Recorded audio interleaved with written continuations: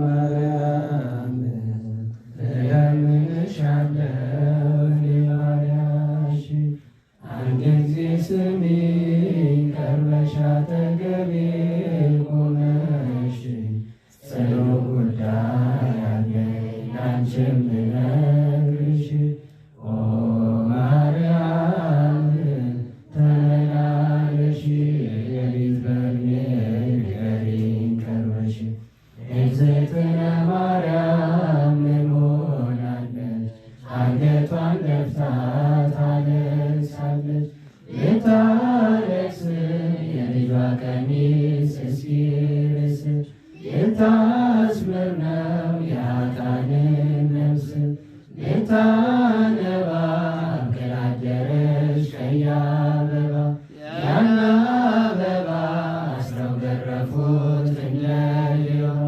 ይግረፉኝ ሐሰት በቃሌ አይገኝ ይስቀሉኝ ሐሰት በቃሌ አይገኝ እግዝእትነ ማርያም በፈፋ በበትረ ሙሴ የገፋ ሰንድሮስ ነው የለበሰች ልብሷ በክፉ አየሻኝ እንስሳ ሰላም ለኪ በክፉ አየሻኝ እንስሳ ሰላም ለኪ ሄሮድስ አፈናቅሎ ሰቅሎሽ በምድረ ግብፅ አገር ውሃ እየለመንሽ ይህችን ወንድን አዝለሽ እንደ ጽኑ ድሃ ልትለምኝ የነሱሽ ውሃ እንዲያፍስሱ ለዝናብ ጌታ ውሃ ነሱ እንዲያፍስሱ ለዝናብ ጌታ ውሃ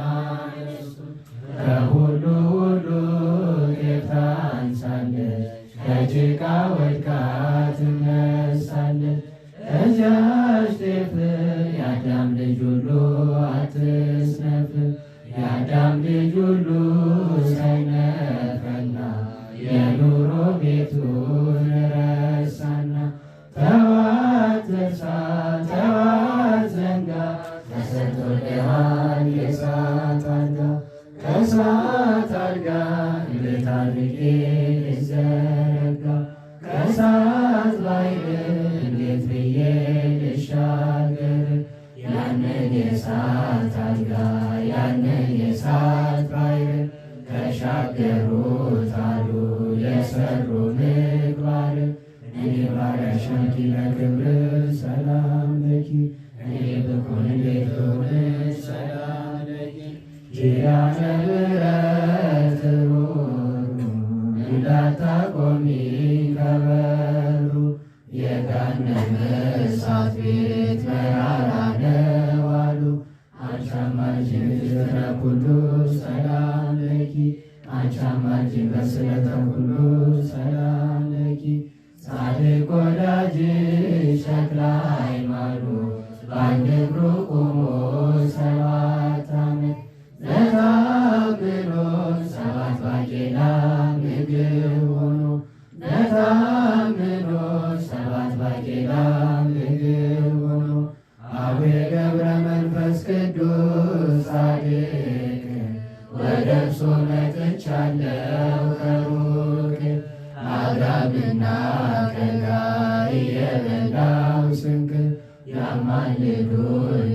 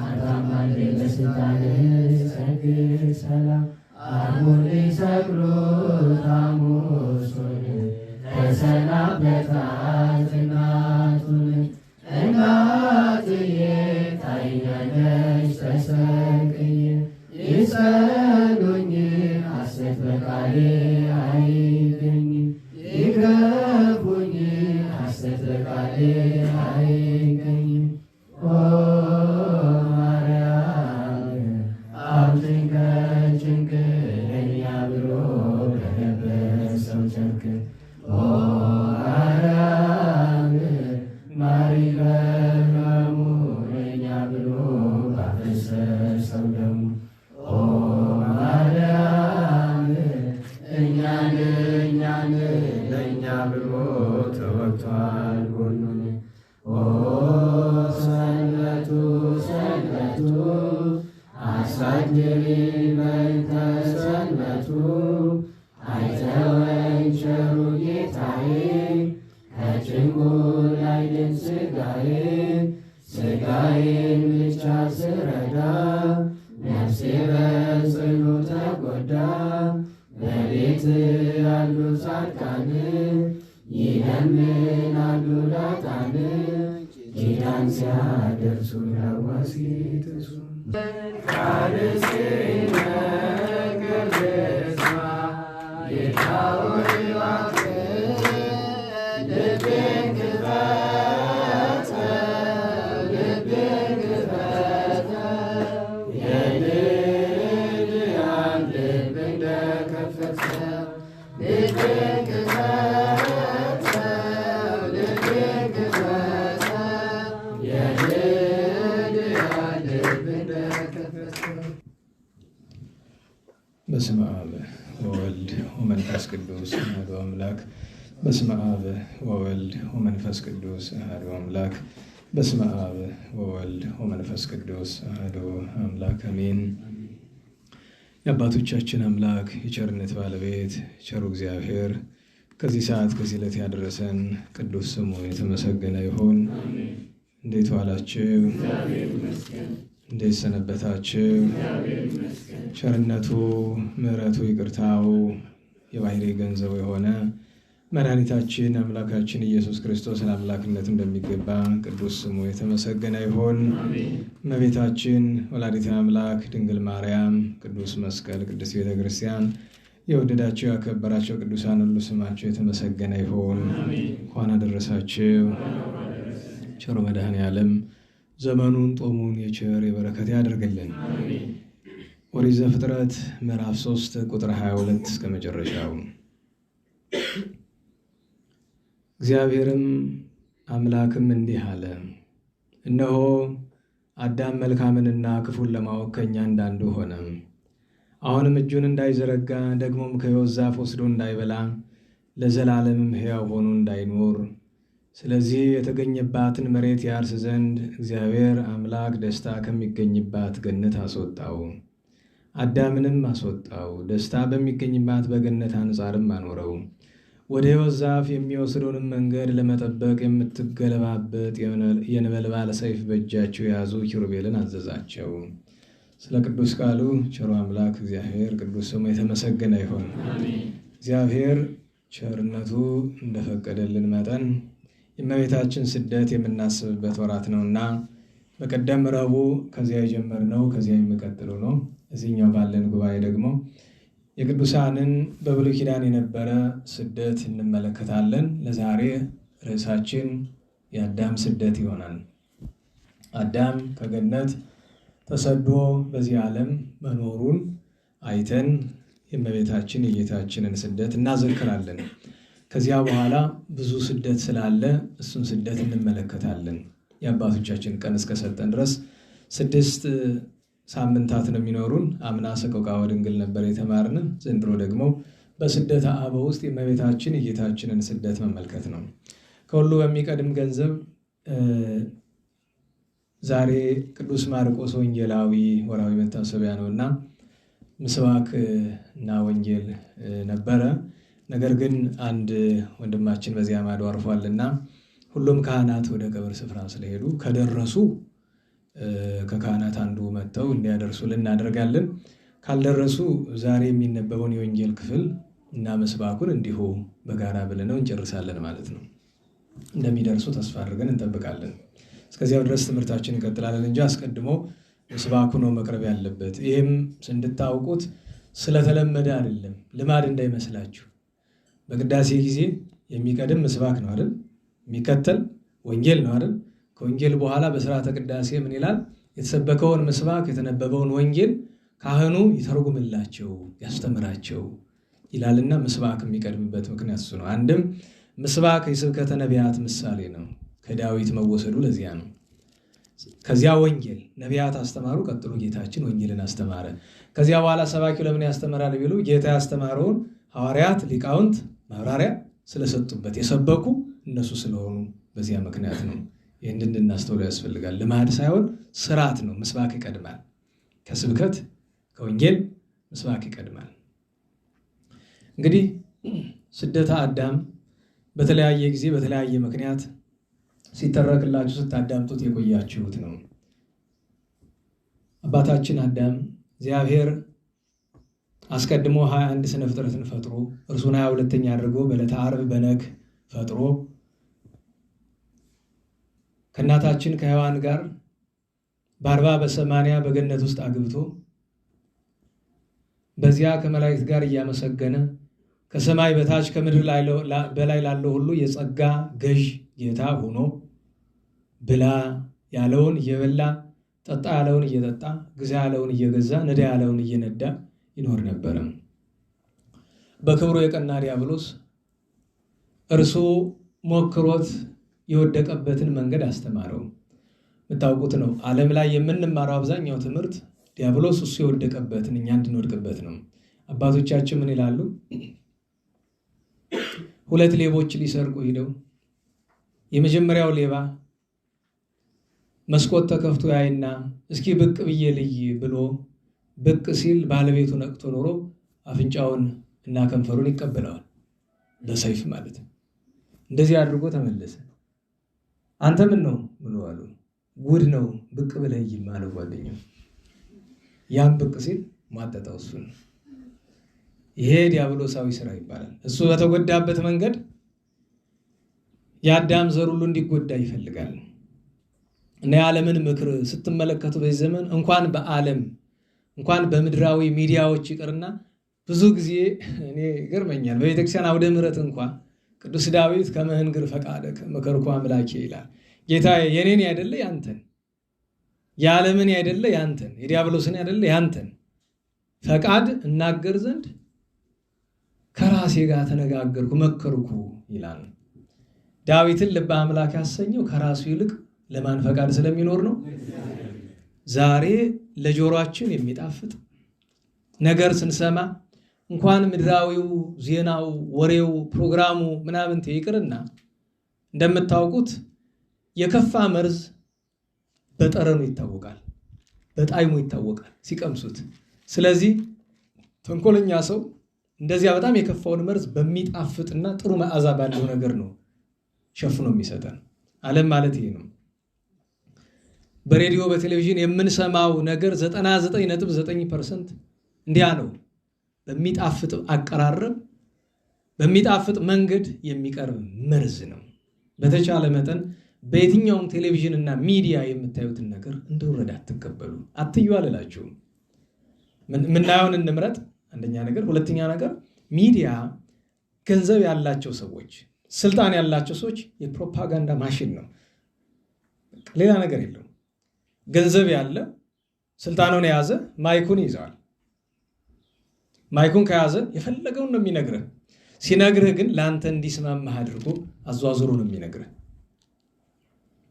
ያን ተቀብለህ የእኛ ሀገር ሰው አንተ እንደዚህ እኮ ተባለ፣ ምን ማስረጃ አለ? በሬዲዮ ተነግሮ ምንም ይላል የእኛ ሀገር ሰው። ልክ ሬዲዮ እውነት የሚናገር ይመስል ማለት ነው። እኔ ይገርመኛል። ቴሌቪዥን እውነት የሚናገር ይመስል እንኳን በዓለም ዲያብሎስ በነገሰበት የምድራዊ ሚዲያ በቤተ ክርስቲያን አውደ ምሕረት እንኳ እውነት የሚነገረው ከስንት አንድ አይደለም? ከስንት አንድ እኮ ነው። የለችም እውነት እኮ ተሸፋፍና ነው የምትቀርብ። እና አዳምና ሔዋን የዲያብሎስን ስብከት እምቢ ማለት ይችሉ ነበር። በነገራችን ላይ አዳምና ሔዋን ያን ስብከት ያዳመጡት ሲኦል ውስጥ አይደለም፣ በዚህ ምድር ውስጥ አይደለም። ያ ስብከት የተሰበከ ገነት ውስጥ ነው። እንዳትረሱት። ገነት የቤተክርስቲያን ምሳሌ ናት። እንዲህ ያለ ስብከት ሰይጣን ወደ ቤተክርስቲያን ሲገባ በቤተክርስቲያን አውደ ምሕረትም ይኖራል ነው። እንዴት? መርምረህ ድረስበት። ያ ስብከት የተሰበከ ዲያብሎስ ሲሰብካቸው ዲያብሎስን ሆኖ ነው አይደለም። የአዳም ወዳጅ በነበረችው በእባብ የዛን ጊዜ የግመሎ ሳብሬ ታክል ነበረ በምትባለው መልኳ ያማረ ድምጿ የሚደመጥ ደስ የሚያሰኝ ነበረች። መልክ ንግግር የምታውቅ ነበረች ያን ጊዜ እባብ። እና ዲያብሎስ ፊት ለፊት አይደለም የሚናገር፣ አንዳንዴ በስብከትም ይመጣል ብዬ ነው። የኔንም ስብከት የምናገርን መዝ ነው። ሚዛን ይኖራችሁ። ደህና ዋላችሁ። ኦርቶዶክሳዊነት ሚዛን ነው። ከክርስትና በተለየ የክርስትና መገለጫችንን ኦርቶዶክሳዊነት ምንለው ለምንድን ነው?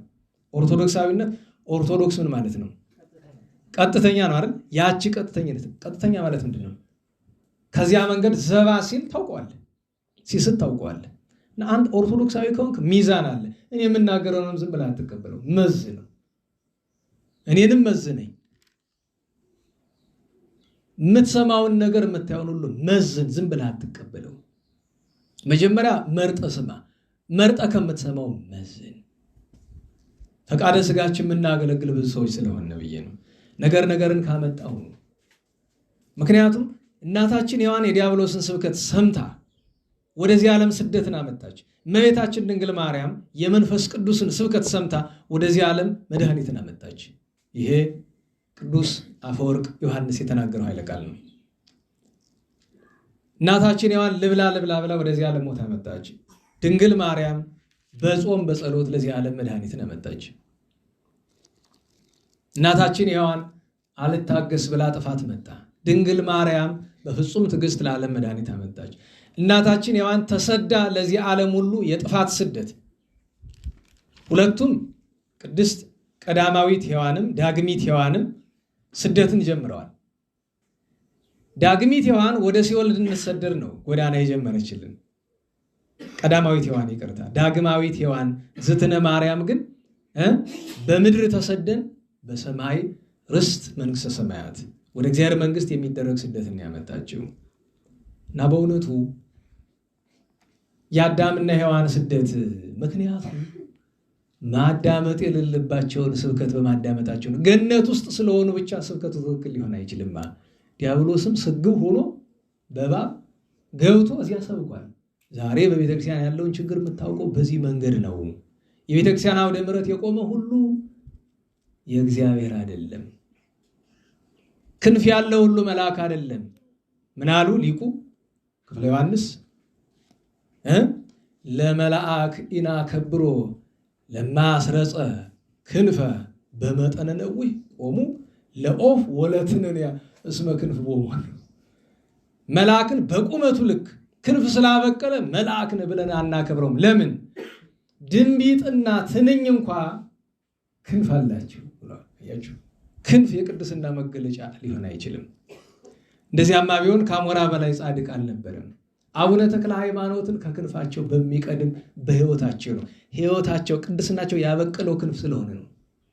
ቅዱስ ክርስቶስ ሰምራ አቡነ ዘራቡሩክ ቅድስናቸው ያበቀለው ክንፍ ስለሆነ ነው ክንፋቸውን የምናከብረው እንጂ ክንፉ ብቻውን ዋጋ የለውም። ከዚያ ቀጥሎ ደግሞ ምን አሉ? ሰውን በሽበቱ ብቻ እናከብረውም አሉ። ለምን? ድንጋይና እንጨትም ሽበት አለው። አንድን ሰው ሽማግሌ ነው ብለህ ዝም ብለህ ጆሮን ከፍተህ አትስጠው። መርምረው። ሰባኪ ነው እንደዚህ ነው ማዕረጉን አይደለም ማየት ያለብህ፣ ሕይወቱንና ንግግሩ ከርትዕት ሃይማኖት ጋር ይገጥማል ወይ? ከቅዱሳን ጎዳና ከነቢያት ከሐዋርያት ከጻድቃን ከሰማዕታት ከሁሉ በላይ ጌታ መድኃኔዓለም ካስተማራት ርትዕት ሕግ ወንጌል ጋር ይገጥማል ብለህ መመርመር ነው የሚገባ። ለዚያ ነው የአዳምና ሔዋን ስደት እንዲህ ነው ባጭር። ጸበለስ በሉ፣ ውጡ ተባሉ፣ ከዕፀ ሕይወት ተከለከሉ፣ ገነት ተዘጋች፣ ወደ ምድረ ፋይድ መጡ።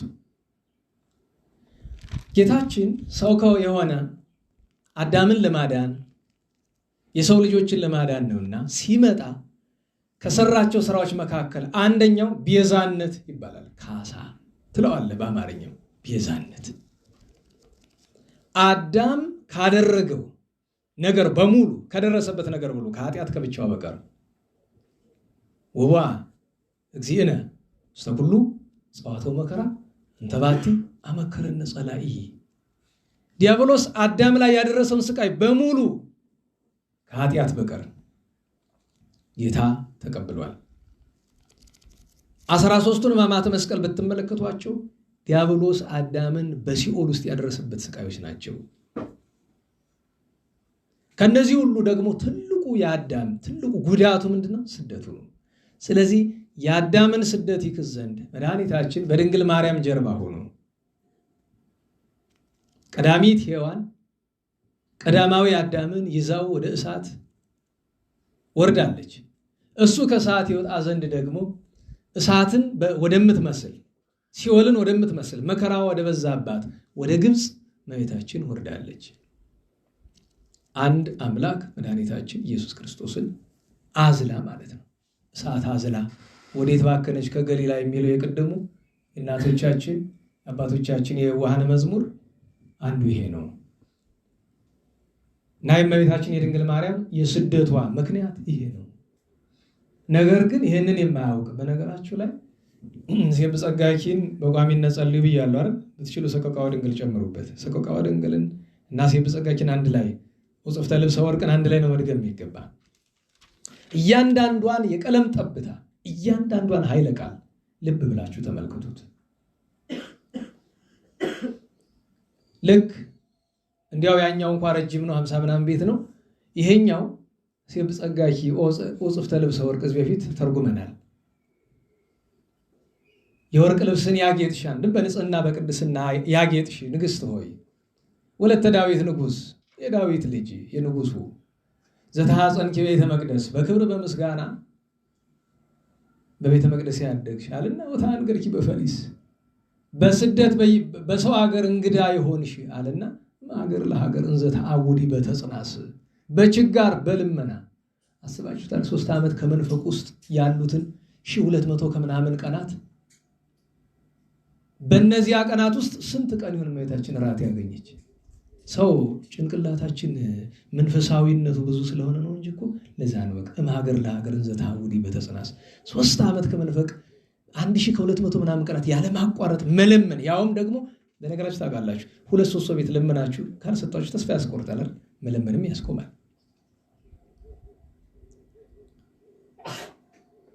ያ የእመቤታችን ረሃብ ምን እንደሆነ ለማን ለምን እንደተደረገ ሰው ካልገባው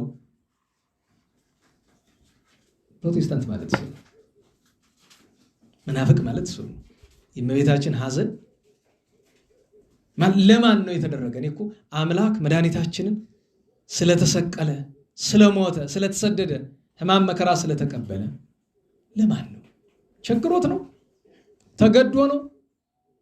ለምንድን ነው የተሰቃየ? ያን ሁሉ ስቃይ እኛን ለማዳን። ስለዚህ ምን ይገባል? ክብር ምስጋና ይገባዋል፣ ስግደት ይገባዋል፣ አምልኮት ይገባዋል እንጂ ወርደን ልክ አልሸሹም ዞር አሉ አሕዛብ እንደሚሉት አማላጅ ነው እንደዚህ ነው ሁለቱ ስብሐት ለአንተ ብሎ ሲዋረድልህ እዚህ ደጋግሜ እነግራቸዋለሁ አይደል? ደህና ሰው ለሱ ብለህ ብትዋረድለት ወድቆ ያነሳል አይደል? ክፉ ሰው የሆነ እንደሆን ግን ለሱ ብለህ ተዋርደህለት ከዛው ለሱ ብለህ ከሆነ ልክ ክፉ ልጅ እናቱ ለሱ ብላ ተዋርዳ ወድቃ ባገኛት ጊዜ ረግጧት እንደሚሄድ ማለት ነው። የዚህ ዘመን ፕሮቴስታንት በለው ማን በለው እንደዚያ ነው። እኛን ለማዳን ያደረገውን ተዋርዶ እንደ ግዴታው ቆጥሮ የለም ከአባቱማ ዝቅ ብሎ ያማላል ወጥቶ ስብሐት ነውር አይደለ። ከዛ ቀጥሎ ደግሞ እመቤታችን ድንግል ማርያም እንዲያው በመጽሐፍ እነሱ እንኳን እንቀበለዋለን በሚሉት በመጽሐፍ ቅዱስ በወንጌል ላይ ስለ እመቤታችን የተነገሩ ኃይለ ቃላትን ተመልከቷቸው እስኪ። እንደው በቅዱስ ሉቃስ ወንጌል ምዕራፍ 1 ቁጥር 26 ጀምሮ ያለው ኃይለ ቃል አይበቃም? ምልዕተ ጸጋ ምልዕተ ክብር ድንግል ሆይ ተፈሥሒ ደስ ይበልሽ፣ እግዚአብሔር ከአንቺ ጋር ነው፣ ጸጋን አግኝተሻል፣ ከሴቶች ይልቅ አንቺ ቡርክት ነሽ፣ መንፈስ ቅዱስ ወደ አንቺ ይመጣል፣ ኃይለ ልዑል ወልድም ሥጋሽን ይለብሳል፣ ከሦስቱ ግብራት ይከለክልሻል፣ ከአንቺ የሚወለደው ቅዱስ የእግዚአብሔር ልጅ ይባላል ብሎ ይህን እኮ ተራ ሰው አልተናገረውም። ከሰውም ሰው ነቢያት አይደሉም፣ ሐዋርያትም አይደሉም፣ መላእክት ናቸው። ከመላእክም መልአክ የመላእክት አለቃቸው ብሩህ በእግዚአብሔር ፊት እቆማለሁ ብሎ አስቀድሞ እኮ ክብሩን ነግሮን ነው አይደል? ራሱ ዘካርያስ ጋር ሲነጋገር እኔ በእግዚአብሔር ፊት የምቆመው ገብርኤል ነኝ ብሎታል። እግዚአብሔር የላከው ደገኛ መልአክ ነው። ይህንን ያክል የተናገረላት እናት በምን ዕዳዋ ያ ሁሉ መከራ ትቀበላለች? ስለኛ ካልሆነ በቀር። እንዴት ዋላችሁ? እስቲ አንድ ሴት ላስቸግር፣ ቁም ነገር ያለው ሴት ካለ የወለደ ሴት ወልዳ የወለደ በፈቃድ እኔ እንግዲህ ለጊዜው አንድ ሰው ነው የወለደን ማወቅ ተደብቆ የወለደ ካለ እግዚአብሔር ያውቅልኝ፣ ትብብርን ጠይቅ። እውነቴን ነው።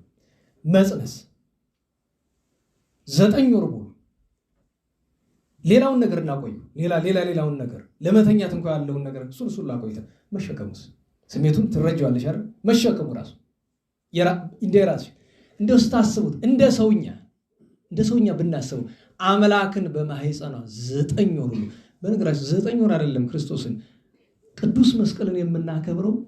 እንዴት ዋላችሁ? ቅዱስ መስቀል ነገሩስ እነሱ መስቀልን የማያከብሩም፣ ግን ቅዱስ መስቀልን የምናከብረው ለስንት ሰዓት ስለቆየበት ነው። እመቤታችንስ 9 ወር ከ5 ቀን በማህፀኗ ውስጥ ነበረ። ከስጋዋ ስጋ ከነፍሷ ነፍስ ነስቶ በጥሩ አማርኛ ህፃን የሚመገብ ምንድን ነው? እናቱን ነው የሚመገብ። አታውቁም? በማህፀኑ ህፃን ምንድን ነው የሚመገብ? እናቱ ናት ምግቡ። ጌታችን በማህፀን እያለ በሰው ስርዓት ይመገብ የነበረ በጊዜ ህፃናት በማህፀን ባሉ ህፃናት ከእመቤታችን የሚገኘውን ነው፣ ከንጹህ ስጋዋ። አስቡት። ከዚያ 3 ዓመት ከመንፈቅ ጀርባዋ ላይ ነበረ። ደምረው እሱን ኪሩቤል እግዚአብሔርን ይሸከሙታል ወይ ብትለኝ ለክብራቸው፣ ግን የሚሸከሙ ዙፋኑን ነው፣ እሱን አይደለም። እናላችሁ ባለቤቱንስ አይደለም፣ ዙፋኑን ነው የሚሸከሙ እነሱ። ያውም ጭንቅ ነው ዙፋኑን መሸከም። ግን በዙፋኑ ላይ ማን አለ? እግዚአብሔር አለ። እርሱን መሸከም አልተቻላቸውም፣ ዙፋኑን እንጂ። ለዚያ ነው ተአቢ ኪሩቤል፣ ከኪሩቤል አንቺ ትበልጫለሽ የሚላት መጽሐፍ እኮ እንደዚያ ነው። እና አንድ ሰው ጠላት ቤት ካላደረገው አጋንንት ካላደሩበት በቀር የእመቤታችን ስም ለመጥራት እንኳ ራሱ እኮ ልብ ይረዳሉ እኮ። እንዲህ ዝም ብሎ እኮ አይጠራም። ክብር ያለው ስም ነው እኮ ማርያም የሚለው ስም። በነገራቸው ላይ እንደው በዚህ በታሪክ እንኳን ምሳሌ ቴዎድሮስ ስንል ብዙ ጥፋት ያጠፉ፣ ግን ከጥፋታቸው ይልቅ ልማታቸው የሚበልጥ ሀገር እንዲያደረጉ የወንድነት መለከት ቴዎድሮስ ሲባል የዚህ አካባቢ ሰው ወይም እውነተኛ ኢትዮጵያዊ ሞቅ አይልም? ምኒልክ ስንል ደስ አይልንም? በአክብሮት ነው የምንጠራው። የአጤ ምኒልክ ስም ሲሰደብ ብንሰማ አይከፋንም? ከፋናል እኮ። የቴዎድሮስ ስም ለምን? እነዚህ ሰዎች ለሀገር ዋጋ ከፍሏል፣ ከነ ጥፋታቸው ከነ ብዙ ኃጢአታቸው እግዚአብሔር ከሚያውቀው ጋር። ዓለም ከተፈጠረ ዘመን ከተፈጠረ በንጽህና መላእክት እንኳን የማይደርሱባት ይችን ታክል ነቃሃል ሊሆን እንኳን ያልተገኘባት የአምላክ እናት እንደምን ተሰደደች? ስለኛ ነው እንጂ ስለሌላ ስለምን ተሰደደች? እና ያን እንድናስተውል ያስፈልጋል። የአዳም ስደት በበደሉ፣ የእመቤታችን ስደት ለኛ መድኃኒት፣ የሔዋን ስደት በኃጢአቷ፣ የእመቤታችን ስደት ለኛ ጽድቅ ስለሆነ የእመቤታችን ስደት ማሰብ። ታዲያ ማሰብ እንዴት ነው? የተራቡ በማጉረስ የታረዙ በማልበስ ነው። ስደቷን ማሰብ። ጦም መዋልሳ ትለኝ እንደሆነ ጥሩ ነው። እሱማ ግን ብቻውን አይቆምም። ጾም በየትኛውም ጊዜ ባዶውን አይቆምም። ጸሎት ከሌለው ማለት የእመቤታችን ስደት ላስብ ብዬ ጦማለሁ ብሎ አንድ ሰው የእመቤታችን ስደት የሚያሳስቡ አይነት ጸሎቶችን ካላደረገ ኢትዝክሪ ብና አበሳነ ማርያም ሙለ ጊዜ በንግደት እጅ ድንግል ተማይጸነ ካላለ እንኳን በዚህ በምህላ አዘክሮት ሰዓት እንኳን የሚባል ነገር አለ። ብዙ ነገር ከተባለ በኋላ በአንቀጹ ምን ይባላል? እግዚኦ መሐረነ በጻማ ንግደታ ለድንግል ተማይጸነ ይባላል አይደል? በስደት በተቀበለችው መከራ እንማጸናለን። ከዚያም አልፎ እኮ እመቤታችንን በአይዳዊሃ እለሃ ቀፋከ ወበአይጋሪሃ ለአንሶሰዋ ምስሌከ ወበከናፍሪሃ ለሰአማከ ወባይንቲ ያለ አንብአ ቅድመ ገጽከ እየተባለ በፊትህ ባለቀሱ ዓይኖቿ፣ በሳቦቹ ከንፈሮቿ፣ ባቀፉ ክንዶቿ እየተባለ ጌታ ይለመናል እኮ የሁሉ ባለቤት የሁሉ ፈጣሪ እና ስደቷ እንድናስብ ይገባናል ነው። እግዚአብሔር አምላካችን ከስደቷ ጸጋ በረከት ያሳድርብን። አባታችን አዳም እናታችን ሔዋንን ዛሬ ስናወሳ ቅዱስ አትናቴዎስ ሐዋርያዊ ዛሬ ስደት መታሰቢያ ነውና ሐዋርያዊ ቅዱስ አትናቴዎስ በቅዳሴው ጊዜ ያነሳሳቸዋል። ሰብእሰን ዘክቡር ውእቱ እያለ ቃለ ዳዊትን ማነሻ ያደርገውና እያይመረ ሰውስ ክቡር ነው ተፈጥሮ አላወቅም። ወኮነ ከመ እንስሳ ዘአልቦ ልብ ልብ እንደሌላቸው እንደ እንስሳት ሆነ። እንዲያውም ሊቁ ሲተረጉም ምን አለ? ልብ እንደሌላቸው እንደ እንስሳት አለ። ልብማ ሙቀጫ የሚያክላላቸው አይደለም ብሎ ማስተዋል የሌሉ ልብማ ስታስቡት እናንተ ደንጊያ የሚመስል ልብ አለ አይደል? አንዳንድ ጊዜ ትንሽ ሮጥ ስትሉበት ወደፊት እዚህ ሲመታ ይታያል አለች። ልቢቱማ የልቢቱ ስጋ አለች። አይምሮይቱ ናት የሌለች ማሰብ ማስተዋሉን የሌለ ወተመሰሉ ማለት እንስሳትን መሰለ። ደም ቅዱስ አትናቴዎስ ምን ይላል? የኃጢአትን ነገር ካዘከረ በኋላ ይቅርታ ምሕረት ይለምንና አሁንም ቃለ ዳዊት አትናቴዎስ ቅዱስ አትናቴዎስ ዳዊትን ይወዳል። ዳዊትን ሳይጠቅስ ምንም ነገር አይገባም። በሁሉ ነገሩ ዳዊት ነው መነሻው። ምክንያቱም የምስጢር ሁሉ ቤት ቅዱስ ዳዊት ስለሆነና ምን አለ? እመሰ ኃጢአተኑ ትታቀብ እግዚኦ ምኑ ይቀውም ቅድሜከ። አቤቱ ኃጢአትን የምትቆጣጠር ከሆነ ከመቤታችን በቀር ስጋን የለበሰ በፊትህ ማን መቆም ይችላል? ለምን? ሰብእሰ ጽቡረ ኃጢአት ውእቱ። ሰውስ ምንን ይመስላል? የኃጢአት ጭቃ አለ። ልብስን ጭቃ ቢነካ ያጥቡታል አይደለም? ይጠራል። ጭቃውንስ ቢያጥቡት ጭቃነቱ ካላለቀ በቀር የሰውም ልጅ በደል የሚያቆም ሲሞት ይመስላል ከመቤታችን በቀር ወይ እንደ ንጹሐን በዓለመ መላእክት የሚሆን ኑሮ ሲገኝ ነው። ይሄ ማለት ኃጢአት የመስራት መብት አለና አይደለም። ነገር ግን ሰው ደካማ ነው። እስመ አንተ ተአምር ድካሞ ለሰብእ እንዳለ ቅዱስ ባስልዮስ ሰው ደካማነት ዳርም የለው እና በዚህ አንቀጽ ምን ይላል? በጣም ቁጭት ሲሰማው ኦ አዳም ምን ተኑረሰይናከ፣ ኧረ አዳም ሆይ ኧረ ምን በደልህ ምን አርገን ነው ዘአምጻእከ ፍትሐ ሞት ላዕሌነ የሞት ፍርድ ያመጣብን። ኦ ሔዋን ምን ተኑረሰይናኪ ምን አደረግንሽ? ከገነት እንድንወጣ ያደረግሽ ለምንድን ነው ብሎልና ወረድ ብሎ ግን አዳም ወሔዋን እስመ አኮ ዘይትካል ያክሙ ንጻል። እንዴት ዋላችሁ? ውጭ ያሉትን ይጭነቃቸው እንጂ አይ ሁለቱም ይመስለኛል የጠፋ ሁለቱም ነው። ምክንያቱም ሁለቱም አምፖል ስለጠፋ። እንዴት ዋላችሁ? ኦ አዳሙ ሔዋን አዳምና ሔዋን ሆይ እስመ አኮ ዘይትካል ያክሙ ንጻል። እኛ እናንተን መሳደብ መውቀስ አይቻልንም። በከመ ለልሳን ልክ እንደ ምላስ ቢያስቀይም ሊሰድቡት እንዳይቻል። ለምን? ራሱ የሰውነት አካል ስለሆነ።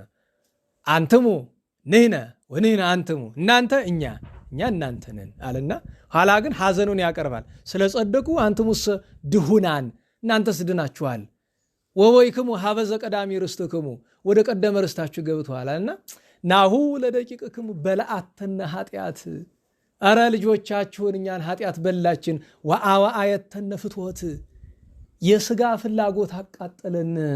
አኮ ፍትወተ ነፍስ አላ ፍትወተ ስጋ፣ የነፍስ ፍላጎት የተባለ ጾም ጸሎት ያደለች የስጋ ፍላጎት አመንዝራነት፣ ሐሰት፣ በደል።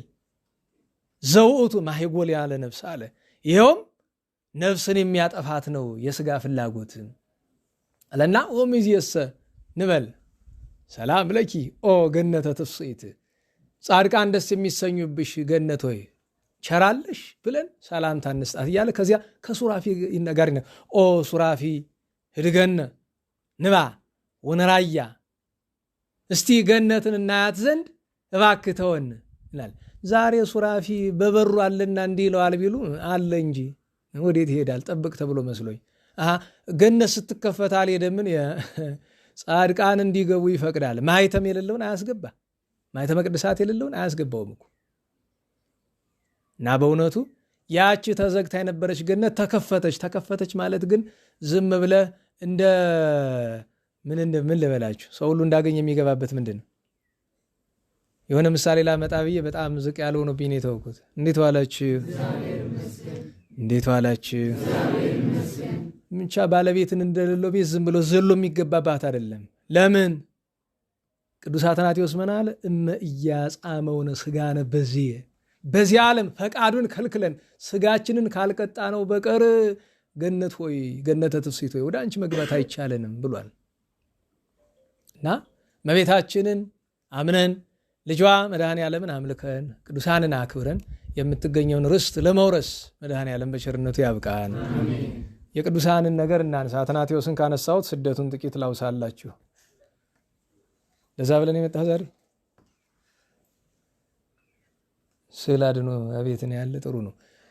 እዚህ ቦታ አቶ ስለነበረ ቅዱስ አትናቴዎስ ሐዋርያዊ ባለፈው ታሪኩን ጥቂት ጠቀስቀስ አድርገናል። በግንቦት ወር ዝም ብላችኋል ማለት አልቋጠራችሁትም ነው። ይሁን ግድ የለም እንግዲህ ዞሮ ዞሮ እኔም አዋቂ እንድትሆኑ አይደለም ማስተምራችሁ።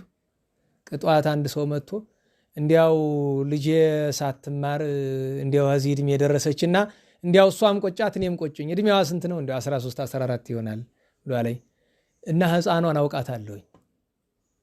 አይቆጭህ ይላል የወገራ ሰዋር። አይቆጭህ ለማለት አይቆጭህ ግዴ ለምን አለ። ጥቂት ተምራለች። ብዙ ተምሮ ጥቂት የሚሰራ ሰው በደለኛ ነው። እናንተ በተለይ ኩታሮች እያንዳንዷን እውቀት አታጠራቅሙ። እምነት ነው ማጠራቅም። ደህና ዋላችሁ? እኔ ድሮ መስሎኝ ብዙ ማስታወሻ መያዝ ጥሩ ነው፣ ግን ያንን ደርድሬ ሳልጠቀምበት ኋላ አየሁትን። አይ ከዚህ በኋላ የተማርኩትን ወደ መስራት ነው ማድላት ያለብኝ። የሰው ልጅ ከአዕማደ ምስጢር የተወሰነ ምስጢረ ሥላሴ፣ ምስጢረ ሥጋዌ ሌላውንም ለአእምሮ ያክል የተወሰነ ይማራል። ከዚያ በኋላ ግን እምነትና ምግባር ላይ ማተኮር ጥሩ ነው። ቅዱሳን ሊቃውንት የምንላቸው እኮ የተማሩትን የሚኖሩ ናቸው፣ የሚያወሩ አይደሉም። በዚህ ዘመን አውርቶ አደሩ ብዙ ነው አይደል? እኔም አውርቶ አደር፣ ያም አውርቶ አደር፣ አንተም አንቺም አውርቶ አደር፣ ማውራት ብቻ ስራችን። ስለ ቅዱስ አትናቴዎስ ሐዋርያዊ በግንቦት ወር በሰባተኛው ቀን ጠቀስቀስ አድርገን ተምራን አይደል? እሺ እንዳልቋጠራችሁት ድጋሚ ነገራችሁ። እሺ ይሁን። ለሁሉም ቅዱስ አትናቴዎስ ሐዋርያዊ በአራተኛው ክፍለ ዘመን የነበረ ደገኛ ጻድቅ ሊቅ መነኮስ ጳጳስ ነው። ሊቀ ጳጳሳት ቅዱስ ጎርጎርዮስ ነባቤ መለኮት ዛሬ ወራዊ መታሰቢያው የምናደርግለት ከቅዱስ ባስልዮስ ቀጥሎ የቤተ ክርስቲያን ምሰሶ መባል ለአትናቴዎስ ይገባዋል ብሎ ተናግሮለታል።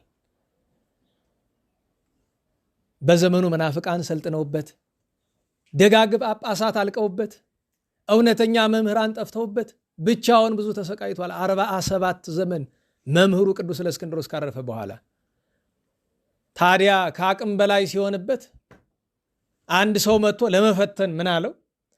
አትናቴዎስ ዓለም ጠላህ አለው። እኔ እንጂ አስቀድሜ ዓለምን ጠልቼዋለሁ። ዓለም ሁሉ ከአንተ በተቃራኒ ቆመ፣ ተቃወመህ ዓለም አለው።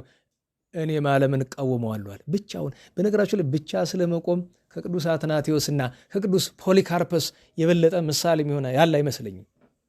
ብቻቸውን ቀርተው ነበር እኮ በዓለም ጨርሶ ሁሉ አበው አልቀው ሳይሆን ግን በአደባባይ የሚከራከር ሰው ጠፍቶ አርዮሳውያን ሰልጥነው ነገስታቱ መኳንንት ሁሉ የአርዮሳውያን ዘመዱ ነው እና በጊዜው ከትንሹ ቆስጠንጢኖስ ከመናፍቁ ትንሹ ቆስጠንጢኖስ ጋር ገጥሞ የነበረ ማን ይባላል? አውሳቢዮስ የሚባል ይኸውም ዛሬ የቤተክርስቲያን ታሪክ ጸሐፊ ምናምን እያሉ የሚያንቆለጳጵሱት አለ አይደለም። በነገራችሁ ላይ አንዱ ነው ወቁ ትርጓሜ ስታነቡ ትርጓሜ ላይ ትርጓሜ መቅድሙን የሰሩትን አውሳቢዮስና አሞኒዮስ ይላል አይደል?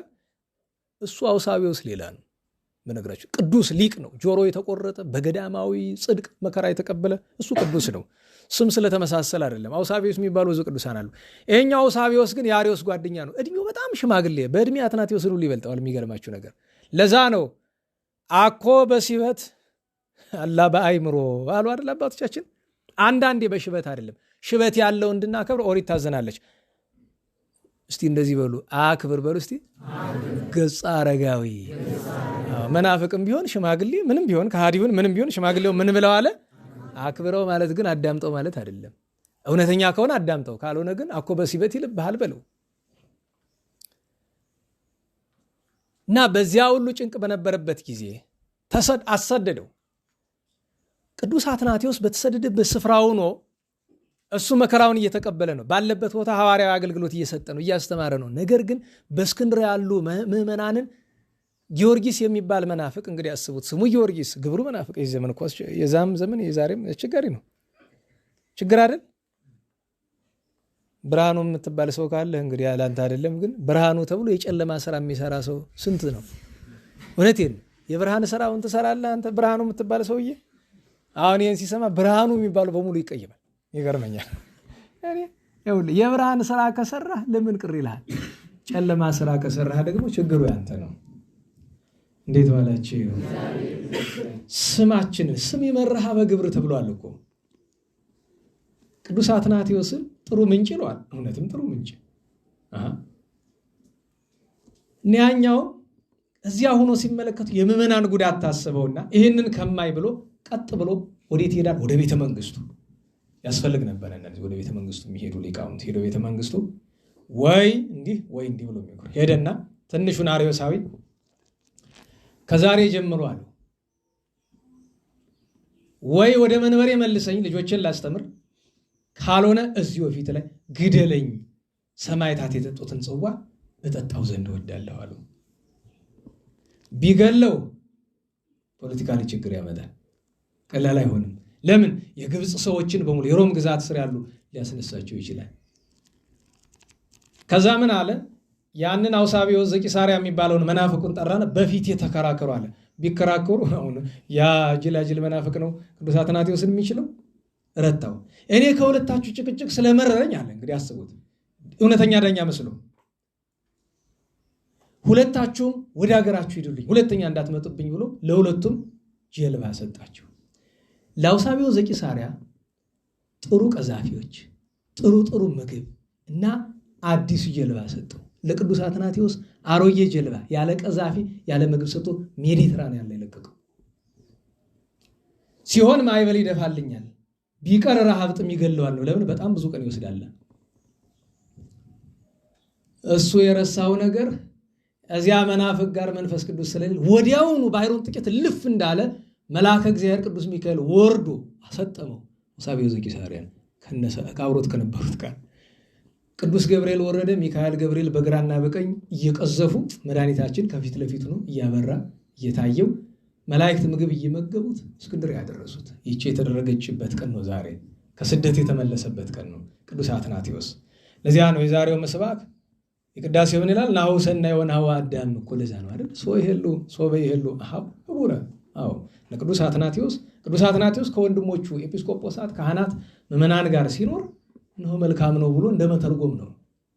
እግዚአብሔር በረከቱን ያሳደረብን፣ በረከቱን ያሳደረብን። በሃይማኖት ጉዳይ ከመጣን እንቀጥልና ወደ አቡነ አብሳዲ። ዛሬ አቡነ አብሳዲ ታላቁ አብሳዲ ደብረ ክሳሄ ይባላል። ደብረ ማርያም ትናንት በአርኪው ላይ ታችሁታል። ዘደብረ ማርያም አብሳዲ ወአሮን ዘገሊላ ሲል ደብረ ገሊላና ደብረ ማርያም ጣና ውስጥ አሉ። ደብረ ገሊላና ደብረ ማርያም ኤርትራ ውስጥ አሉ። ዛሬ ግን የምናስባቸው የጣናዎቹን ሳይሆን ኤርትራ ውስጥ ያለውን ነው። ከነዚህ ከሁለቱ ቅዱሳን በጣም ስመጥር የሆነ ወላዲ አይላፍ የተባለ የአቡነ ኤዎስጣቴዎስ ደቀ መዝሙር የእርሳቸው የመጀመሪያ የቅድስና የበኩር ልጃቸው ነው። አወላለዱ ራሱ አስገራሚ ነው። እናትና አባቱ ቶማስና ሰሎሜ ይባላሉና አንድ ልጅ ወልደው አባት ካህን ነው፣ ቄስ ነው። ይሄ ዓለም ይበቃኛል ብሎ መነነ። መንኖ ማን ሄዳል? ከአቡነ ኤዎስጣቴዎስ ሲሄድ ግን ሚስቱን አላስፈቅድም። ሚስት ሳትፈቅድ እኮ ባል መመነን አይችልም። በላዩ ላይ ካላመነዘረች ወይ ሃይማኖቷን ካልካደች በቀር በጋብቻ እያሉ ትቷት መሄድ እሷም ትታው መሄድ አይችሉም። አቡነ ኤዎስጣቴዎስ በጸጋ አውቀው አንተ ለምንድነው ሚስትን ትታት የመጣ? ኧረ እኔ ዓለም በቅታኛለች፣ ይበቃል፣ እኔ በምናኔ ነው የምፈልግ። ተመለስ ብያለሁ። ተመለስ እምልህ አንድ የሚስትህን ፈቃድ ስላልፈጸምኩ፣ ሁለት ገና 3 ልጅ አለ እኮ ደግሞ 3ቱም የምትወልዳቸው ቅዱሳን ነው የሚሆኑልህ። በተለይ አንደኛው ለጊዜው አልሰማቸውም። እሺ አባቴ ብሎ በሱ ሐሳቡ ወደ ቤቱ የተመለሰ መስሎ ሌላ ገዳም ሊሄድ ነው። ሲወጣ ስማኝ፣ እኔን ልትዋሸኝ ትችላለህ፣ መንፈስ ቅዱስን አትዋሸውም፣ ትጎዳለህ። ዝም ብለህ ወደ ቤት ሂድ ብለው አሉት። እንዳወቁበት ተረድቶ ወደ ቤት ተመለሰ። ማን ተወለዱ? አቡነ አብሳዲ። ከዚያ በኋላ ሌላቸው 2 ቅዱሳንም ወልደዋል። አብሳዲ ተወልዶ አድገው ዳዊትን፣ ብሉይን፣ ሐዲስን ከአቡነ ኤዎስጣቴዎስ ዘንድ ተምረው እዚያ በኋላ አቡነ ኤዎስጣቴዎስ ወደ አርማንያ አንድያቸውን ሲሄዱ ደቀ መዛሙርቱን ሰብስበው ለእናንተ ሁሉ አለቃ መምህር የሆናችሁ ዘንድ አብሳዲን መርጬላችኋለሁ ብሎ ጠርተው ልጄ ሆይ አይዞ አንተ ሐዋርያ ትባላለህ፣ ከጻድቅነት ባሻገር መናፍቃንን ተከራክረ ድል ትነሳለህ፣ በስብከተ ወንጌል የታወቅህ ትሆናለህ፣ ና ብል ራስህን ልሳም ብለው ሲስሟቸው የአቡነ ኤዎስጣቴዎስ ከንፈር ያረፈባት የራሳቸው ክፍል ሽበት ሆነች። ሽበት እኮ አንዳንድ ጊዜ ጥሩ ነው፣ ጥሩ ነው። አታየው? ያስፈልጋል። ብስጭት ያመጣዋል፣ እድሜ ያመጣዋል፣ መዓር ያመጣዋል ይባላል ማለት። ኋላ ደግሞ ምን ያመጣዋል? እድሜ ያመጣዋል፣ እርጅና ያመጣዋል። ጥሩ ነው። አንዳንድ ሰው በልጅነቱ ጥጥም ይሆናል።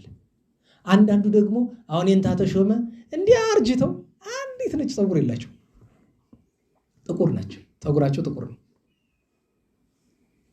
ያቺ ሽበት ሆነች፣ ምልክት ናት። የአቡነ አብሳዲ ከአቡነ ኤዎስጣቴዎስ የተቀበሏት ምልክት ናት። ከታሪካቸው ውስጥ የሚያስገርመኝ ለ70 ዘመን ያክል ሌሊት በገድል ቀን በስብከተ ወንጌል ኖረዋል። እና መናፍቃን ከተለያየ ስፍራ ተጠረቃቅመው በእሳቸው ገዳም አካባቢ ስብሰባ አድርገው ነበር ይባላል። እና በስብሰባው ሊሳተፉ ሂደው እሳቸው ለመከራከርና ድል ለመንሳት ሂደው አለባበሳቸው ጥሩ አልነበረም። እንደ ዛሬው ማለት ነው። ዛሬ ታውቃላችሁ አይደል? እንዴት ዋላችሁ? እዚህ ባህር ዳር አንድ ስብሰባ ኑሮ የሚኒስትሮች ምናምን ያሉበት ስብሰባ አጋጣሚ ነበር በጊዜው በስራ ምክንያትና ያው መቼም አለባበሳችን የታወቀ ነው። ብቻ ከዛ አንድ ሰው መጣ። ሰባኪ ነው፣ ክፋት የለውም፣ ግን የዚህ ዓለም ነገር ምን ያህል እንደበላው የተረዳውበት ቀን ነውና ልክ ከስብሰባ ጨርሰን ስንወጣ አንተ አለኛ ቤት ለምን ቤተክርስቲያንን ታዋርዳታለህ? ለራስህ እንኳን ባታስብ አለኝ።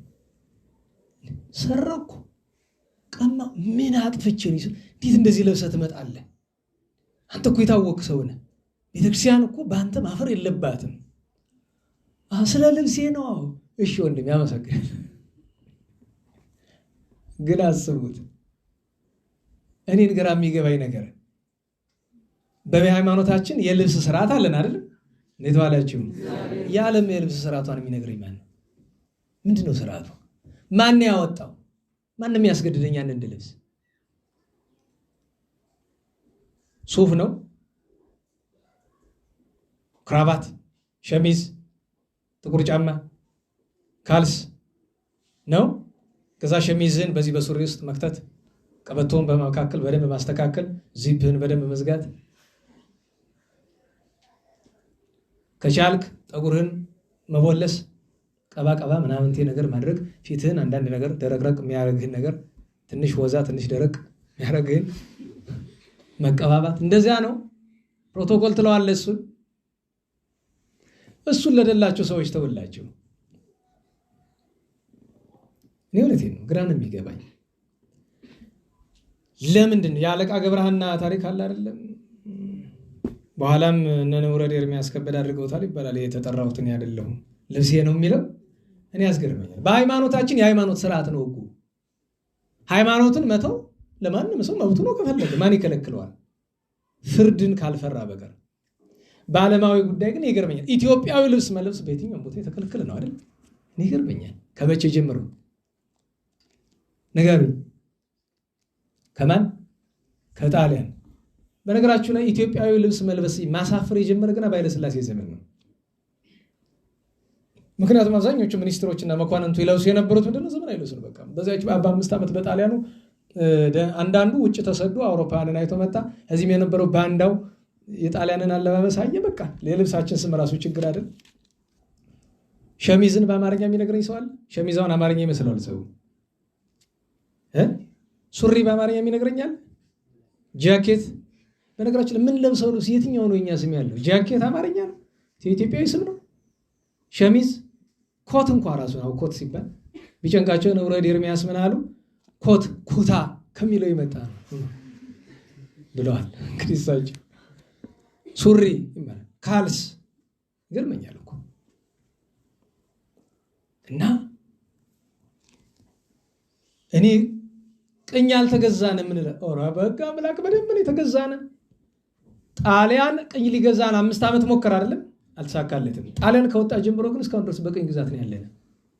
አይምሮአችን ታጥቦ የአይምሮ ቅኝ ግዞት እኮ ነው ያለነው። የባለ እኔ እውነቴን ነው። ስራ ቦታ ብዙ ጊዜ ተከስሻለሁ እኮ ኩታ ለብሼ ስለሚሄድ ማለት ነው። እኔ እኮ ባህላዊ ልብሳችን የእስላም የክርስቲያን እኮ አይደለም ይሄ ባህል በባህል በሚለው እንየው። ምክንያቱም እውነተኛ ጥንታዊ ሙስሊሞች ምንድነው የሚለብሱ? ኩታ ነው የሚለብሱ። ኩታ ነው እንጂ። አረ ወደ ጉዳያችን እንምጣና ቆሸሽ ያለ ልብስ ስለለበሱ አንተ በጉባኤ አትሳተፍም ብሎ ልክ ቅዱስ መቃርስ የሀገረ ዕቃውን በጉባኤ ኬልቄዶን እንዳስወጡት ማለት ነው። ቆሻሻ ያለ ለበስከና አንተ ለጉባኤ አትመጠንም ተብሎ ልክ አባ ሲኖዳን ከጉባኤ ኤፌሶን መልስ ከቅዱስ ቄርሎስ ጋር አንተ አትቀመጥም ብለው እንዳባረሩት ማለት ነው። በልብሱ ምክንያት ሰው በልብሱ ነው የሚለካ። በዚህ ዘመን በተለይ መድረክ ላይ ያለን ሰዎች ማስተማር ካለብን ነገር አንዱ አለባበስን ማስተካከል ነበር። በነገራችን ላይ በፋሽን ዲዛይነር ሁሉ እየተሰራላችሁ እየለበሱ የሚሰብኩ ሰባካያን ታውቁም አሉ እኮ። ስም በጣላላችሁ ተገረሙናል። በፋሽን ዲዛይነር እያሰሩ የሚለብሱ የአንዱ ልብሳቸው በራሱ የወር የአንድ የ50 ድሃ ቀለብ የሚሆን ማለት ነው። እዛ ሰው ሀገር ስትሄዱ ዶላር አማን ምናምን የሚል ሱቅ አለ። ሰው የማይፈልገው የድሃ ሱቅ ይመስለኛል። $1 ሁሉ ዕቃ የሚገኝበት ማለት ነው። ከዛ ደግሞ $5 $3 ምናምን የሚሸጡ ነገሮች አሉ። ልብስ፣ ቲሸርት ምናምን ማለት ነው። ምን ሆኖ ኖሩ ያንን መለስ። የሚገርማችሁ ነገር የኛ ሰው ቅዳሜ ገበያ ትሄድና ቦንዳ ትከራክሮ እንዴ ቀንስ እንጂ ይሄ እኮ ልባሽ ነው ምናምን ትለዋል አይደለም። ያችኑ ወርቅ አድርጎ አጥቦ ቡቲክ ላይ ያመጣልሃል። ቡቲክ ላይ ያለው እኮ 90% እዛ ነው የሚመጣው። አውቀዋለሁ፣ እዛ ነው የሚመጣው። እዛ ግን አጥቦ ተኩሶ በላስቲክ አድርጎ ያንጠለጥልላል። ብራንድ ትላለህ። ብራንድ ይጥፋና 1000 ብር የማያወጣውን ልብስ የአንድ ቆሻሻ ዘፋኝ ስም ላዩ ላይ ይለጠፈበትና ብራንድ ይባላል። 100 ሺህ ብር ግዛው ትባላለህ። ለሁሉም እሳቸውን አስወጧቸው። ከዚያ ስፍራ አንዲት ዛፍ ነው ያለች። ከዛች ላይ ደግሞ ሄዶ ማን ተቀምጧል? አቡነ አብሳዲ ዛፏ ደረቀች ሲቀመጡበት። ከመካከል ለካ ሰው አይጠፋም። አንድ ሊና ያለው ሰው አይ የጉባኤ መደረግ አይችልም ማለት ስም ያለው ሰው ነው። እንዴት? አይ በደል ሰርተናል። ለምን እኒያን ሰውዬ ስናስወጣቸው ያች ዛፍ ደረቀች። እስቲ እንመልሳቸው እና እንያታለን። አመጣው ማላቸው ቢያስቀምጣቸው እንደገና ለመለመች ነው በሉ ተከራክሩኛል። ሽካ አድርገው ድል ነስተዋቸው አሳፍሯቸው መናፍቃን ሄደዋል። ከብዙ ገድል በኋላ ዛሬ ነው ያረፈው። በረከታቸው ይደረብን። ሌላኛው ከተሳቱ ቅዱሳን አንዱ ዛሬ አቡነ ገሪማ ሄዳችሁ እንደተሳለማችሁ ተስፋ አድርጋለሁኝ። ጻድቁ አባታችን አንድ ቀን እንደዚህ ሆነ። እህል በሚቀመስበት ሰዓት ላይ መልአከ እግዚአብሔር ቅዳሴ ስለሚታጉል እንዳትቀምስ ይላቸዋል። እሺ ብለው ይላሉ። የበሉ መስሏል ለሰው። ኋላ ቅዳሴ ታጎለብን ሲለው እሳቸው ታጥበው ቅዳሴ ይገባሉ። በዚህ ጊዜ ሐሜት መጣ። ተማሙ በጣም ነገሩ ሲሳሳብ ከማን ደረሰ? ከታላቁ አባ ጰንጠሌዎን እሳቸው አባት ስለሆኑ የ8 ቅዱሳን። አይ ልጄማ እንዲህ ሲጎዳ እንዴት ብዬ ያለው በዚያ ደረጃ ቅድስና ደረሰ በኋላ እንዴት በልቶ ቀደሰ ልመርምር ብለው ሄደው ሲወጡ ጠብቀው ከቅዳሴ ልጄ ሆይ አቤት እማወራ ምስጢር አለና በዙሪያ ያሉ ሰዎችን ገለል አድርግልኝ ብሏል። አባ ገሪማ ገብቷቸዋልና ያን ጊዜ ገና አባ ይስሐቅ ነው የሚባለው የነበረ። አባቴ ሆይ ገለል ማለትስ ጥሩ፣ ግን ሰዎች ብቻ አይደሉ እጾ አይባን ደንጃዎቹ ዛፎቹ ገለል ይበሉልን ብሎ ሲናገሩ አንድ ምዕራፍ ያክል ጥርግርግ ብሎ አንዳንድ መጽሐፍ ገድላቸው ላይ 5 ይላል። ጥርግርግ ብሎ ሜዳ ላይ ቆሙ። ወልደ ይስሐቅ ገረምከኒ፣ ልጄ ይስሐቅ ሆይ አስገረምከኝ፣ አስደነከኝ እኮ አስደመምከኝ ብሎ አሉ። ወማሚ ሐለት ተሰምየ ገሪማ። ከዚያ በኋላ ምን አሉ ሌሎች ወንድሞች? አይ ገሪማ ድንቅ ሰው መባል ይገባሃል ተብሎ ይስሐቅ የሚለው ተረስቶ አባ ገሪማ የተባሉ ዛሬ መስከረም 30 ቀን ነው። እግዚአብሔር በረከታቸውን ያሳድርብን። ሌላኛው ቅዱስ አባታችን አባ ሳሉሲ። ምልክት ስጡኝ ካህን ከመጣ ምናልባት ቶሎ እንጨርስ። አባታችን አባ ሳሉሲ ትናንት በስንክሳር ያነበባችኋቸው አባ ሳሉሲ በደብረ ቀለሞን የነበሩ መነኩሴ ናቸው። በስንክሳር አይገልጠውም። በጥንታዊ ተአምረ ማርያም ላይ ይገኛል። በነገራችሁ ላይ አንድ